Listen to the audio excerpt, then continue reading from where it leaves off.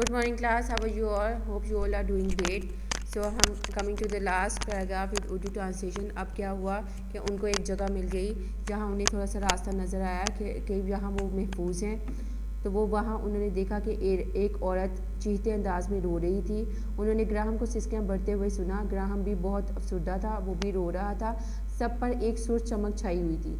अब सब बहुत अफसुर्दा थे क्योंकि उनके घर उनका सारा कुछ जल चुका था। उन्हें कुछ समझ नहीं आ रही थी और आग बेकाबू हो गई थी। आग की बेकाबू होने की वजह से वो बिल्कुल किसी चीज़ को बचा ना सके। ना उन्हें आग बुझाने की कोई ऐसी चीज़ मिली, ना कोई लोग आए आग बुझाने के लिए। इनकी एक गलती की वजह से पूरे हर घर को सहना पड़ा। Hope you will understand this topic. Now today we will do the summary of the story. अब वो क्या कह रहे हैं, अब हम करेंगे समरी।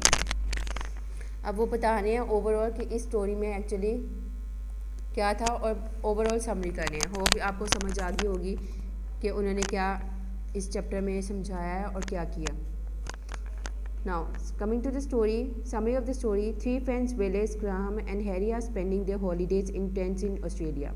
अब 3 दोस्त थे। अब टीचर आपको समरी भी समझा रही है ताकि आपको चैप्टर की क्लियरली समझ आ जाए। 3 friends Wallace, Graham and Harry are spending their holidays. अब वो अपनी छुट्टियां मनाने ऑस्ट्रेलिया आए। It is the morning of a summer day. वो एक बहुत गर्म दिन था। Graham is preparing to boil water to make T.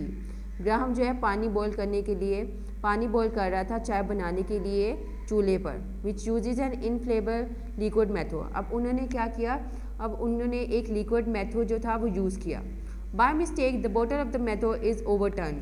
अब उन्होंने जो लिक्विड यूज़ किया, क्या हुआ उसके, वो उलट गया। The liquid spills out and catches fire. अब उनका जो लिक्विड था वो बहुत डेंजरस था और वो जब उलट गया तो क्या हुआ, the bottle of the Matthew is overturn. अब उनकी मैथ्यू की बॉटल जो थी वो उलट गई गलती से। The liquid spills out and catches fire. अब उस लिक्विड ने क्या किया, सारी आग को लपेटे में ले लिया। Soon the fire engulfs all this surroundings. अब वो इतना लिक्विड डेंजरस था जिसकी वजह से आग जो थी वो हर जगह फैल गई। They try to put out the fire with their feet and sleeping bags, but their every attempt seems to be useless. अब उनके पास जो भी सामान था, साजो सामान, उससे वो आग बुझाने की कोशिश कर रहे थे। उनके पास स्लीपिंग बैग से जो वो अपने टेंट पे लेके आए थे अपनी छुट्टियां गुजारने के लिए, उससे आग बुझाने की कोशिश की लेकिन कुछ ना हो सका। फॉलेज catches fire and they smoke everywhere. अब आग बहुत ज़्यादा फैल गई थी और वो आग को काबू ना कर सके। There is a stream nearby, but they have only a cooking pot to fetch water. अब उनके पास सिर्फ कुकिंग पॉट था जो बहुत छोटा था, जो पानी फेंकने के लिए, लेकिन उनके पास पानी भी नहीं था। The fire spread in every direction, even the trunks of trees come light. अब आग जो थी वो बहुत बुरी तरह फैल गई, इवन के पत्ते जो थे वो भी झुलस गए। Breathing becomes difficult in the scorching heat of the flames. अब उनका आग में सांस लेना भी मुश्किल हो गया। They are at loss about how to put it out to escape it. अब उनको कुछ समझ नहीं आया कि हम यहाँ से कैसे बच सके। Harry can foresee that they might be burnt alive. Harry को डर था कि वो जिंदा जल जाएगा। Therefore he tries to persuade his friends to run away. अब वो अपने दोस्तों को कह रहा था यहाँ से भागो, but in the confusion they are unable to hear his voice.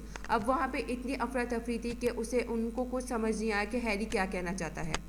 Graham is getting desperate because he is considering himself responsible for all this.